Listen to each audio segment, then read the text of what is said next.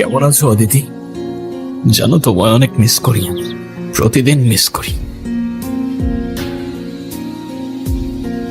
অদিতি, তুমি বলতে তোমার জন্মদিনে তোমার আর কিচ্ছু চাই না, শুধুমাত্র একটা লাল গোলাপ ছাড়া। আর কয়েকটা দিন পরই তোমার বার্থডে। তুমিই বলো এখন কাকে দেবো আমি এই গোলাপ? তুমি যখন আমাকে খুব বেশি মিস করবা, তখন এই রিংটা টাচ করে আমার কথা মনে করবা। দেখবা আমি অমনি তোমার সামনে চলে আসছি। সত্যি? I promise. মিস করছি তো তোমায় অদিতি, অসম্ভব মিস করছি। আর এই তো তোমার দেয়া রিং এখনো। তাহলে কেন আসছো না আমার সামনে? কথা দিয়েও কি তাহলে তুমি কথা রাখবে না অদিতি? অদিতি আর নাই ভাই, ও তোমার ছেড়ে অনেক দূরে চলে গেছে। বাস্তবতাটা বুঝার চেষ্টা করো। কি শুরু করছো তুমি? না ঠিক মতো খাওয়া দাওয়া করো, না কারোর সাথে যোগাযোগ করো, না কোনো কাজ ঠিক মতো করো। এভাবে করলে কি অদিতি তোমার কাছে ফিরে আসবে? এর চেয়ে ভালো তো তুমি এই দেশ ছেড়ে, এই শহর ছেড়ে অনেক দূরে কোনো জায়গায় চলে যাও। কোথাও যাবো না আমি, এখানেই থাকবো অদিতির কাছে। অদিতি অদিতি অদিতি আর নাই ভাই। চাইলেই সময়ের চাকা বদলানো যায় না বিবেক ভাই। এভাবে আর নিজের কষ্ট দিও না। সন্ধ্যার আগে আগে বাসা চলে আসে।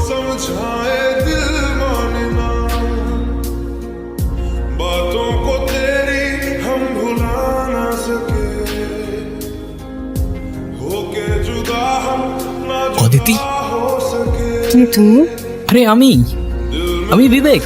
আমি বুঝতে পারছি না কি বলছো তুমি। আমি কি তুমি চিনি? তুমি সত্যি আমাকে চিনতে পারছো না?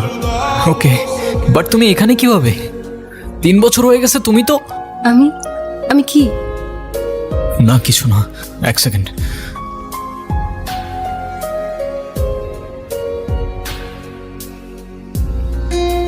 উঠো উঠো উঠো, তাড়াতাড়ি উঠো। কেউ দেখার আগে যেতে হবে এখান থেকে তাড়াতাড়ি।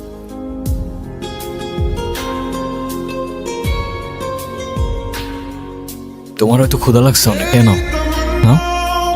ভয় পেও না, খাও। ওয়েট, এবার ঠিক আছে?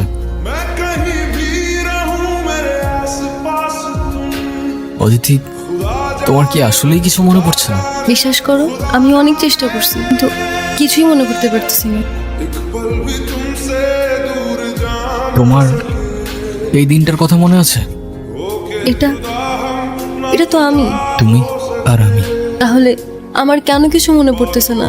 আচ্ছা, আমরা কি দুজন দুজনকে ভালোবাসতাম? হ্যাঁ, বাসতাম তো। ওই যে একটা কথা আছে না, তোমার জন্য জীবনও দিতে পারি, তেমন ভালোবাসতাম আমরা দুজন দুজনকে, আর এখনো বাসি। আচ্ছা, আমাদের কিভাবে দেখা হয়েছিল? পার্ট 2 জন্য অপেক্ষা করুন, খুব তাড়াতাড়ি চলে আসবে ইনশাল্লাহ।